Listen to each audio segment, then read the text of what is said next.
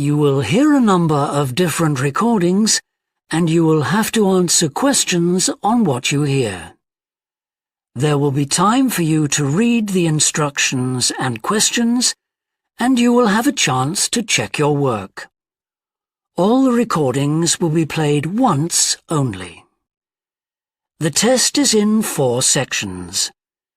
At the end of the test, you will be given 10 minutes to transfer your answers to an answer sheet. Now turn to Section 1. Section 1. You will hear a customer phoning a builder to discuss some work she would like him to do on her home. First, you have some time to look at questions 1 to 6.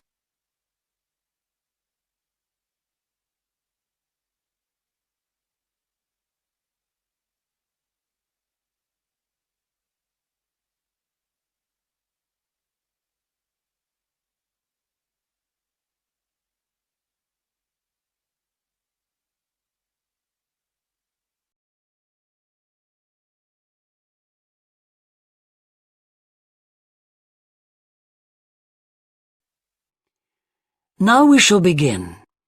You should answer the questions as you listen, because you will not hear the recording a second time. Listen carefully and answer questions 1 to 6. Thorndike's? Good morning. Is that Mr. Thorndike? Speaking. How can I help? I've got quite a few things which need painting and fixing in the flat, and I wonder whether you'd be able to do the work. I'm sure I'd be able to help, but let me take down a few details. Yes, of course. Well, firstly, how did you hear about us? It was my friend May Hampton. You did some excellent work for her a couple of years ago. Do you remember? Oh, yes. That was in West Park Flats. Lovely lady. Yes, she is. And what's your name, please? It's Edith Pargeter. Edith. Can you spell your surname, please? It's Pargeter. Double T, right. And do you live in West Park Flats as well? No, actually, it's East Park, flat 4. Oh, right. That's over the road, I seem to remember. Quite difficult to get to. Yes, it's at the back of the library. Right, I know. And what's your phone number? 875-934, but I'm out a great deal in the afternoons and evenings. So would the best time to ring you be in the morning? Yes. Fine, I've made a note of that. Can I just ask, I'll be in a van, and I know parking's rather difficult round your flat. Where would you recommend? Well, I always tell people in larger vehicles to park by the post box on the other side of the road from the entrance. Good, thanks. And will you be able to give me a full itemised quote? Oh, yes, I'll list all the jobs separately with individual prices. That'd be a great help. No problem.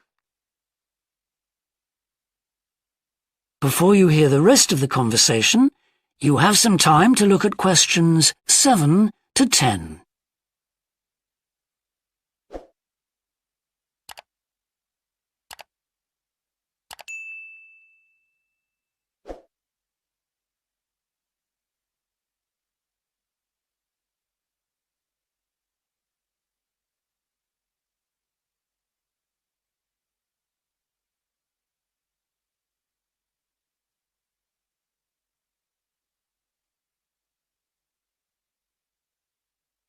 Now listen and answer questions 7 to 10. Now, what would you like me to do? Firstly, and most urgently, is in the kitchen. With all the weather damage, the glass in the door has cracked, and I'd need that fixing. I presume you mean replacing? Oh, yes, and as soon as possible. What I'll do is come round tomorrow morning and do that immediately. Oh, thank you so much. The other things aren't so urgent, but... Now, I'll make a note of everything you want doing. Well, in the kitchen, I'd like some painting doing. All the kitchen walls? Just the area over the cooker. It's very greasy. Right, it does tend to get that way. Yes. Well, if you want a proper job done, what I'd need to do is strip the old paint and plaster it about a week before I paint it. Of course. Now, May tells me you also do work in the garden. That's right. Well, I'd like you to replace a fence. Just one? Yes, at the far end. Fine, shouldn't be a problem. And that's the lot. Fine. Yeah, as I say, I can come round tomorrow morning to look over things with you. Well, that's great, thank you. So, I look forward to seeing you tomorrow at... That is the end of section 1. You now have half a minute to check your answers.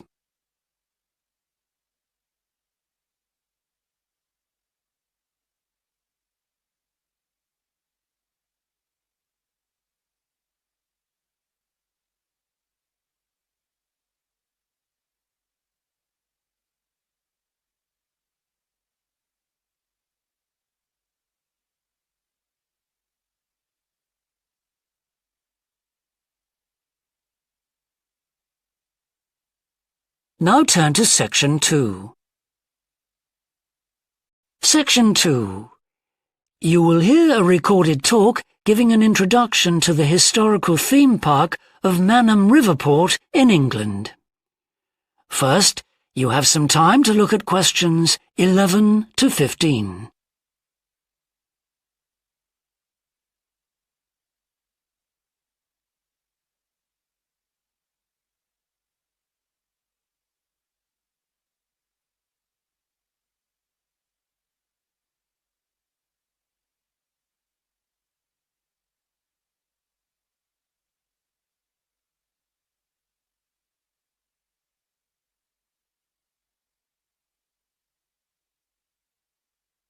Now listen carefully and answer questions 11 to 15.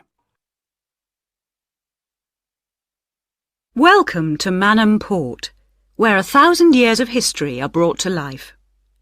All the family can enjoy a day out at Manam, visit our copper mine, see models of the machinery it used, have your photo taken in 19th century costume, experience at first hand how people lived at different stages throughout history, and especially how children studied, worked and played. The port of Manam is located in beautiful and peaceful countryside, on a bend in the great River Avon, and developed here because it's the highest navigable point of the Avon. Boats can go no higher up this river, and proved a handy place to load and unload cargo to and from the sea, which is over 23 miles away. A small port was already established here when, about 900 years ago, tin was discovered nearby, though it wasn't until the Industrial Revolution, when a tremendous need for metals of all kinds developed, that Manam expanded to become one of the busiest ports in the country. And because it was already so busy, prospectors began to look for other minerals, and by the end of the 19th century, lead, copper, manganese and arsenic were added to the cargoes leaving Manam. In the early days, the ores had been smelted or processed in the same area they were mined.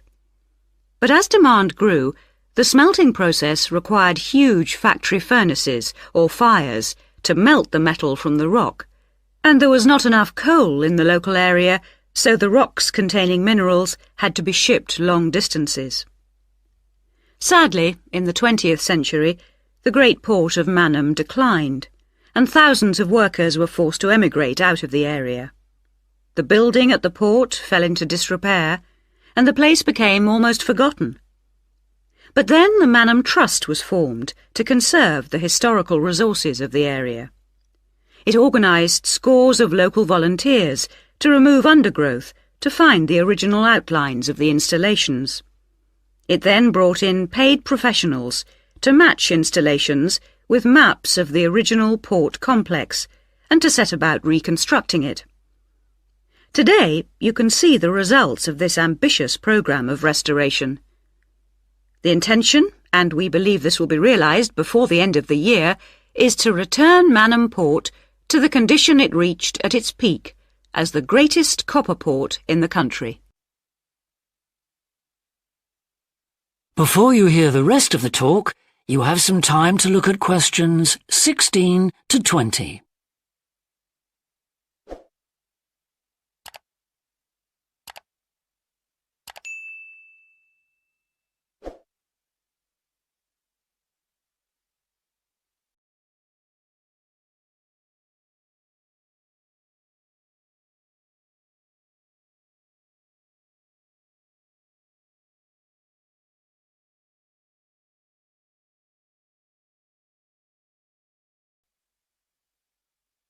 Now listen and answer questions 16 to 20. But what can you do and see on your visit today? Here are just a few highlights. We suggest you start with the visit to the copper mine. Travel on converted mining trains and journey into the depths of the mountain along seams once worked by hundreds of miners. Watch out especially for the great pumping machines which rid the mine of water. But please be warned that, like all mines, ours is very dark and closed in, and we do say that children under 5, and also dogs, should not be taken into the mine. The next recommended visit is to the village school. While looking round the classrooms, take a special look at our display of games, which is one of the largest in the world. And it's recommended that you time your visit to coincide with a guided tour. This will give you the opportunity to ask lots of questions. Near the school is the beautiful old sailing ketch called the George. You're welcome to board the boat and look round the cabins. Look out for the ship's wheel, which was missing until only 5 years ago when it was dredged out of the silt by a local fisherman. We have no idea how it got there, but it's been polished and proudly restored to its original place on the boat. Please take care going down the ladders if you wish to visit the lower deck. We don't recommend you allow young children to use them. So we hope you have a memorable visit to Manam Port, and will tell your friends all about us. That is the end of section 2. You now have half a minute to check your answers.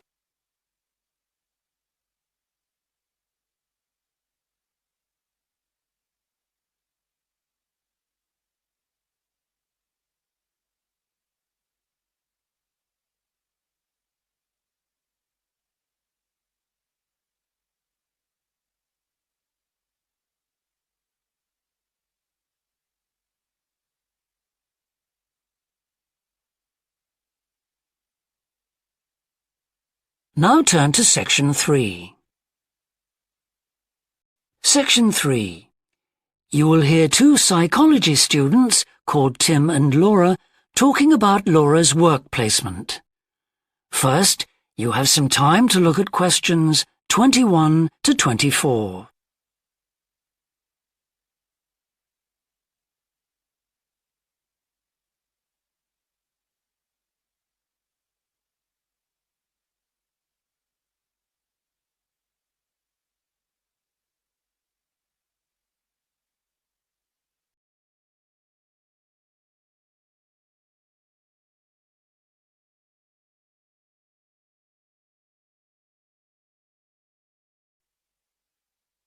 Now listen carefully and answer questions 21 to 24.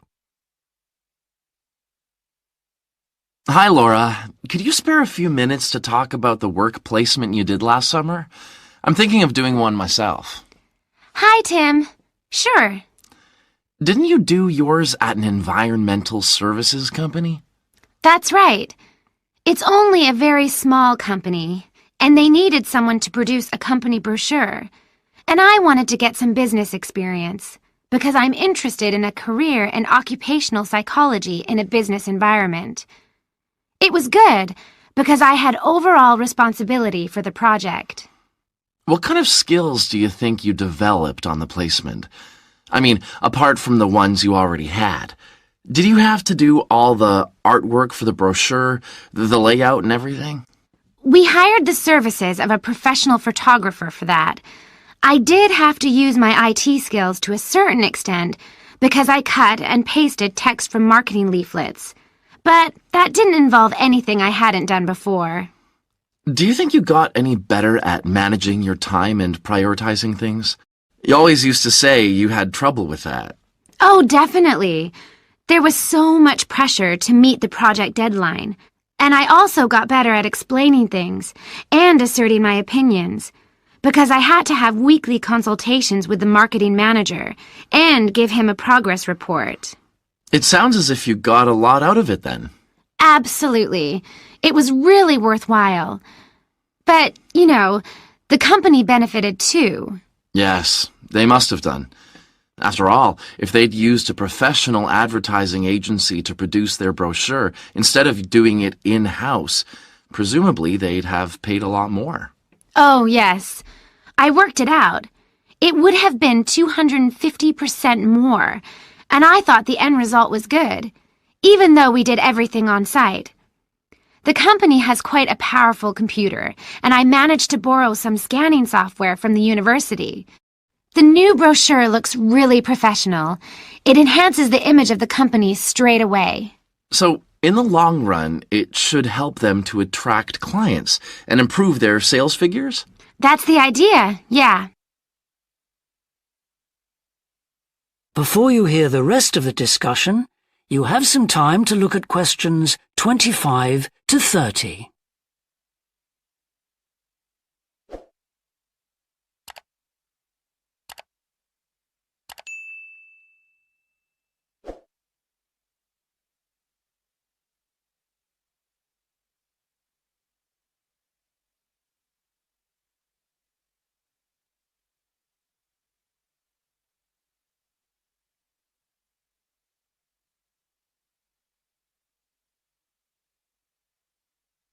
Now listen and answer questions 25 to 30. Well, all in all, it sounds very positive. I think I'll go ahead and apply for a placement myself. How do I go about it? It's easy enough to do, because there's a government agency called STEP, S-T-E-P, that organizes placements for students. You should start by getting their booklet with all the details. I expect you can download one from their website. Actually, they've got copies in the psychology department. I've seen them there. I'll just go to the office and pick one up. Right. And then, if I were you, after I'd looked at it, I'd go over all the options with someone. I suppose I should ask my tutor's advice. He knows more about me than anyone. One of the career officers would be better. They've got more knowledge about the jobs market than your personal tutor would have. Okay. And then, when you know what you want, you can register with STEP. You'll find their address in the booklet. And once you've registered, they assign you to a mentor who looks after your application. And then I suppose you just sit back and wait till you hear something? They told me at the careers office that it's best to be proactive and get updates yourself by checking the website for new placement alerts. Your mentor is supposed to keep you informed, but you can't rely on that. I don't suppose it's a good idea to get in touch with companies directly, is it? Not really. But it is the company who notifies you if they want you to go for an interview. You get a letter of invitation or an email from personnel department. And do I reply directly to them? Yes, you do. STEP only gets involved again once you've been made a job offer. Right. So once you've had an interview, you should let your mentor know what the outcome is? I mean, whether you're offered a job and whether you've decided to accept it? That's right. They'll inform the careers office once a placement has been agreed, so you don't have to do that. Is that all then? More or less.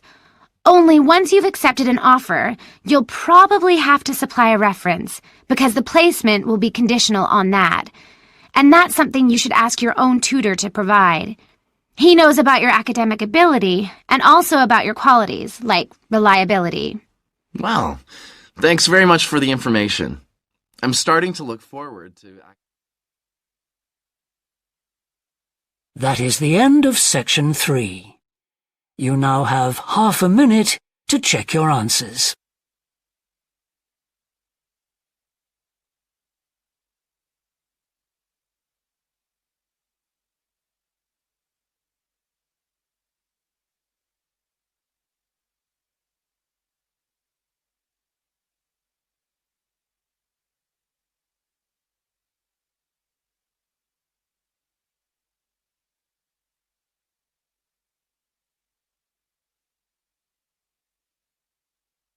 Now turn to Section 4.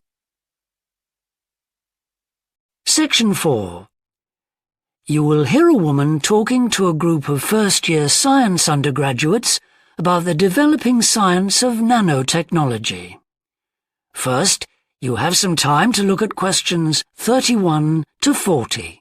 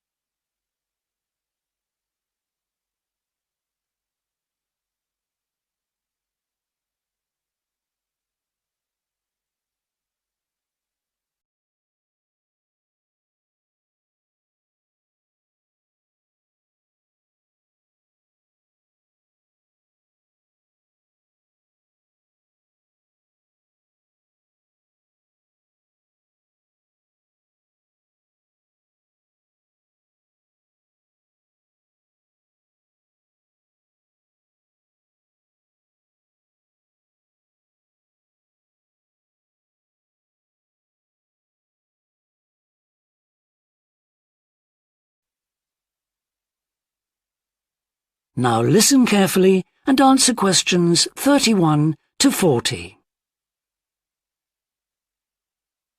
Today we're going to look at an important area of science, namely nanotechnology. So, what is it? Nano means tiny, so it's science and engineering on the scale of atoms and molecules. The idea is that by controlling and rearranging atoms, you can literally create anything. However, as we'll see, the science of the small has some big implications, affecting us in many ways. There's no doubt that nanotechnology promises so much for civilization. However, all new technologies have their teething problems. And with nanotechnology, society often gets the wrong idea about its capabilities. Numerous science fiction books and movies have raised people's fears about nanotechnology, with scenarios such as inserting little nanorobots into your body that monitor everything you do without you realizing it, or self-replicating nanorobots that eventually take over the world. So, how do we safeguard such a potentially powerful technology? Some scientists recommend that nanoparticles be treated as new chemicals, with separate safety tests and clear labelling. They believe that greater care should also be taken with nanoparticles in laboratories and factories.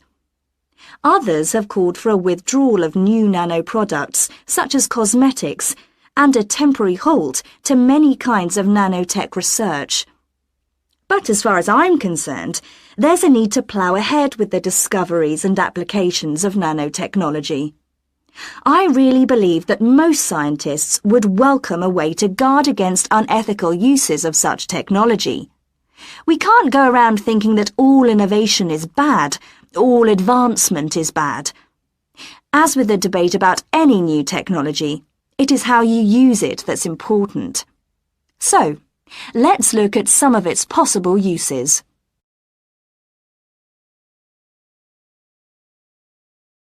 Thanks to nanotechnology, there could be a major breakthrough in the field of transportation, with the production of more durable metals. These could be virtually unbreakable, lighter, and much more pliable, leading to planes that are 50 times lighter than at present. Those same improved capabilities will dramatically reduce the cost of travelling into space, making it more accessible to ordinary people and opening up a totally new holiday destination. In terms of technology, the computer industry will be able to shrink computer parts down to minute sizes. We need nanotechnology in order to create a new generation of computers that will work even faster and will have 1,000,000 times more memory, but will be about the size of a sugar cube. Nanotechnology could also revolutionize the way that we generate power. The cost of solar cells will be drastically reduced, so harnessing this energy will be far more economical than at present. But nanotechnology has much wider applications than this and could have an enormous impact on our environment. For instance, tiny airborne nanorobots could be programmed to actually rebuild the ozone layer, which could lessen the impact of global warming on our planet. That's a pretty amazing thought, isn't it? On a more local scale, this new technology could help with the cleanup of environmental disasters, as nanotechnology will allow us to remove oil and other contaminants from the water far more effectively. And if nanotechnology progresses as expected, as a sort of building block set of about 90 atoms, then you could build anything you wanted from the bottom up. In terms of production, this means that you only use what you need, and so there wouldn't be any waste. The notion that you could create anything at all has major implications for our health. It means that we'll eventually be able to replicate anything. This would have a phenomenal effect on our society. In time, it could even lead to the eradication of famine through the introduction of machines that produce food to feed the hungry. But it's in the area of medicine that nanotechnology may have its biggest impact. How we detect disease will change as tiny biosensors are developed to analyze tests in minutes rather than days. There's even speculation nanorobots could be used to slow the aging process, lengthening life expectancy. As you can see, I'm very excited by the implications that could be available to us in the next few decades. Just how long it'll take, I honestly don't know. That is the end of section 4. You now have half a minute to check your answers.